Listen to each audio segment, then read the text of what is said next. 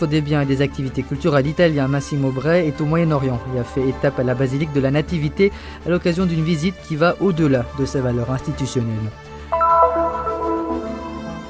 Le jour de Saint-François à Jérusalem, où l'attachement au Saint d'Assise est profondément enraciné. Le 4 octobre, la custodie de Terre Sainte était en fête avec tous les chrétiens de la ville sainte. L'Université de Bethléem, la première des territoires palestiniens, fête ses 40 ans, un anniversaire important pour cette grande institution catholique en présence de nombreuses autorités.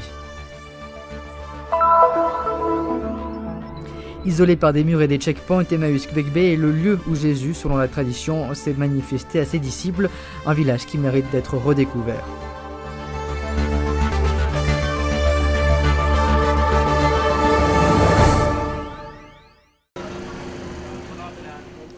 Au cours du bref voyage au Moyen-Orient du ministre italien des Biens, des Activités culturelles et du Tourisme, Massimo Bray, une des premières étapes a été la basilique de la Nativité à Bethléem. Le ministre a voulu rendre visite à quelques excellences italiennes qui opèrent sur le territoire. L'une d'elles est l'entreprise Piacenti, en charge de la restauration du toit de la Nativité. Ici, guidé par le responsable du patrimoine artistique de la custodie de Terre Sainte, le père Stefan Milovic, le ministre a visité la basilique en compagnie de Vera Baboun, maire de Bethléem, et du consul général d'Italie à Jérusalem, David Lacceciglia. Le ministre italien de la Culture est en visite au Moyen-Orient pour signer certains accords de collaboration culturelle avec la Palestine et la Jordanie en particulier, où il participera à la remise d'un fonds livresque de la bibliothèque italienne à la Jordan University. Étape obligée à Jérusalem également, au Musée national d'Israël, où l'annonciation de Sandro Botticelli a récemment fait son entrée. Mais l'étape de la Nativité, l'un des lieux saints les plus emblématiques de la chrétienté, n'a pas été qu'institutionnelle, comme l'a expliqué le ministre au terme de cette visite. C'è questo grande senso di unione fra tutte le chiese. Il y a cette grande union entre toutes les églises, de nombreuses histoires qui ont constitué notre civilisation, qui a été une civilisation de grand dialogue, de grande union, de grande capacité de cohabitation. C'est d'autant plus important que cette capacité de dialogue s'est désormais égarée. Tout en celui évoque vivement cette idée, un sentiment de grande spiritualité, de grande intimité, dans les pensées, dans toutes les choses qui se sont passées. Elles sont présentes grâce à la mémoire conservée par chacune des pierres de ce lieu qui m'a beaucoup touché. Intimità nei pensieri, in tutte le storie che sono passate, che sono presenti grazie alla memoria conservata in ognuna delle pietre di questo luogo, che mi ha molto colpito. È il bambino Gesù.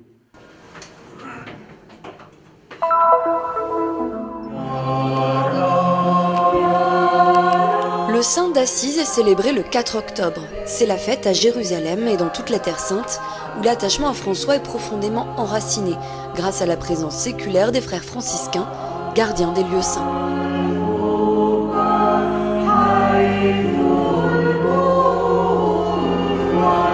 C'est l'église de Saint-Sauveur, près du couvent de la custodie de Terre Sainte à Jérusalem, qui a réuni dans la matinée de très nombreux fidèles pour une messe solennelle.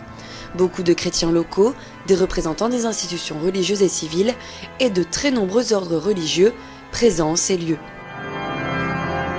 Selon une ancienne tradition, c'est le prieur des Dominicains qui a célébré la messe. C'est à lui et à ses frères que sont allés les premiers remerciements du custode de Terre Sainte, le père Pier Battista Pizzaballa. En effet, depuis des siècles, il est d'usage qu'un dominicain préside et prêche le jour de la Saint-François, tandis que les franciscains font de même en la solennité de Saint-Dominique. Un jour de fête et de joie pour Saint François, le saint de la joie. C'est ce qu'a souligné dans son homélie le père Dominique Marie, en rappelant l'exultation du cantique des créatures, la joie du saint lorsqu'il contemplait la création, configuration du Christ, dont il fut proche au point de recevoir les stigmates. Le père Pier Battista Pizzaballa a également évoqué le pape François, qui célèbre à Assise le saint dont il a choisi le nom. Tout comme le petit pauvre d'Assise, le pontife pourrait bientôt se rendre en Terre Sainte.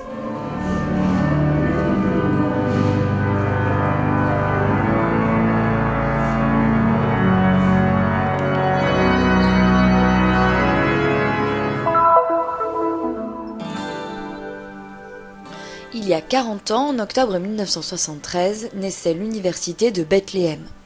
En réalité, la première pierre de cette institution catholique du Moyen-Orient a été posée par le pape Paul VI lors de son voyage historique en Terre Sainte en 1964.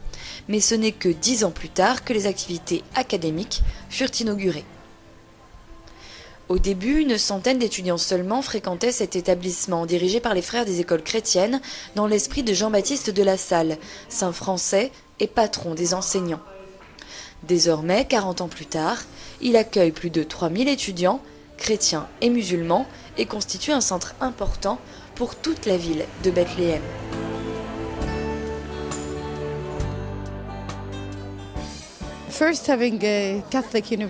Avant toute chose, avoir une université catholique, la première université en Palestine, est véritablement significatif au vu de l'ampleur des connaissances offertes par l'établissement. Mais cela ne concerne pas uniquement la culture. L'importance de l'université de Bethléem puise ses racines dans une tradition spirituelle qui édifie l'humain. L'université propose des diplômes en lettres et en sciences, ainsi que des écoles de spécialisation et des masters. À l'occasion de l'anniversaire du début des cours, une messe solennelle a été célébrée par le nonce apostolique, Monseigneur Lazzarotto. En présence de nombreuses autorités, parmi lesquelles Vera Baboun, maire de Bethléem, ancienne élève et enseignante de l'établissement, des remerciements ont été formulés pour les 40 ans de vie de cette université, qui représente beaucoup pour les territoires palestiniens. It is a Catholic Christian university, and it is the first. C'est une université catholique, la première université palestinienne offerte aux Palestiniens sur leur propre terre.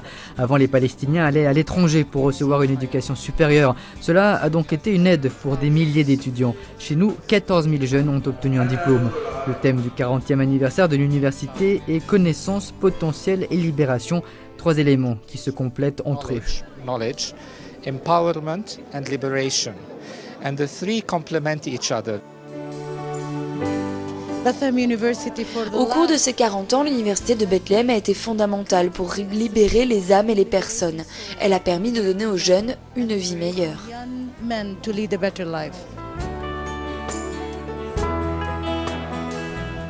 Au terme de la cérémonie, une mosaïque a été présentée, illustrant la soif de connaissance des jeunes, malgré les nombreuses difficultés existantes dans cette région complexe. Vivre à Bethléem n'est pas toujours simple, mais c'est aussi un privilège. Une ville centrale pour la vie chrétienne, où cette institution puise ses valeurs et ses enseignements. L'université de Bethléem prend le nom d'une ville très importante, l'une des plus importantes du monde. La ville et l'université partagent un message commun qui est un message de paix, de réconciliation, de justice, mais également d'éducation à la paix. C'est pour cela que c'est très important que cette université se trouve en Palestine. Ce n'est pas simple et cela ne l'a jamais été. Et je suis sûr que les 40 prochaines années ne le seront pas non plus.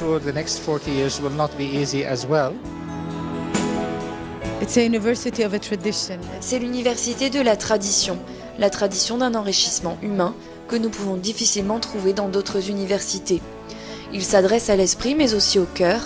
L'université de Bethléem n'enseigne pas uniquement comment être de meilleurs étudiants, mais aussi des hommes meilleurs.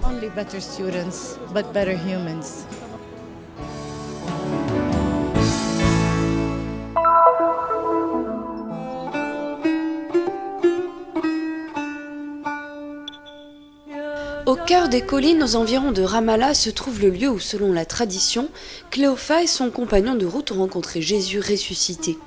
Emmaüs Koubeybé, un refuge de paix, petit village des territoires palestiniens. Non loin du centre musulman, un petit groupe de franciscains ainsi que des sœurs missionnaires du catéchisme résident près de l'imposante église de style gothique français et des ruines d'une route d'époque romaine ainsi que d'une basilique croisée. Si la position exacte de l'Emmaüs dont parle l'évangile selon saint Luc demeure incertaine, et si au moins 2 autres localités en vantent l'authenticité, le sanctuaire franciscain a été construit là où, selon une tradition, Jésus se serait manifesté à ses disciples affligés. Il s'agirait là des ruines de la maison de Cléopha, qui avec son ami reconnut Jésus à sa façon de rompre le pain.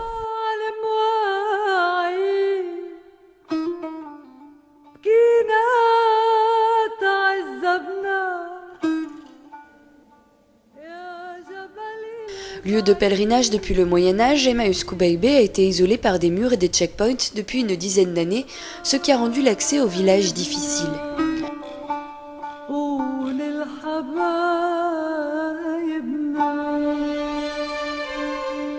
Le village se trouve à une demi-heure à peine de Jérusalem, et lors des périodes tranquilles, comme c'est le cas depuis environ 2 ans, le chemin en bus ou en voiture est plutôt facile.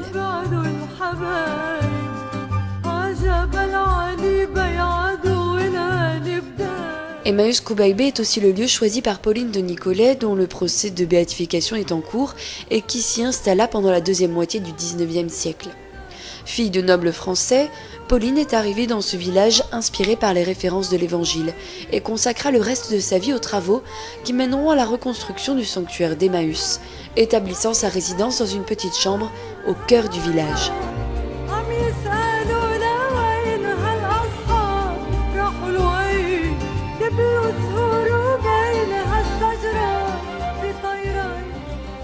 La présence de Pauline, décédée à Jérusalem après une maladie, est encore forte à Emmaüs Qubaybé, ainsi que le rappellent les fleurs déposées tous les matins devant son image, et les bougies dans l'église qui maintiennent le souvenir de son importante mission au nom de la rencontre entre les disciples et Jésus ressuscité.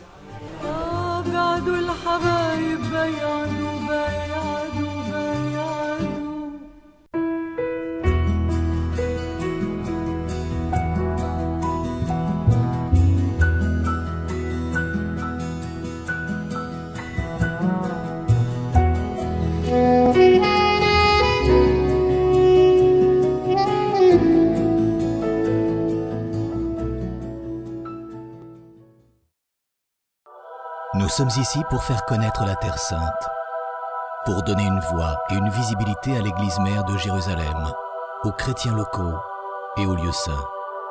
Nous sommes ici pour raconter les histoires nombreuses et souvent oubliées de ceux qui vivent au cœur des difficultés avec foi et courage. Nous sommes ici pour porter au monde entier l'espérance de la terre de Dieu. Soutiens ceux qui œuvrent au nom de la custodie de Terre Sainte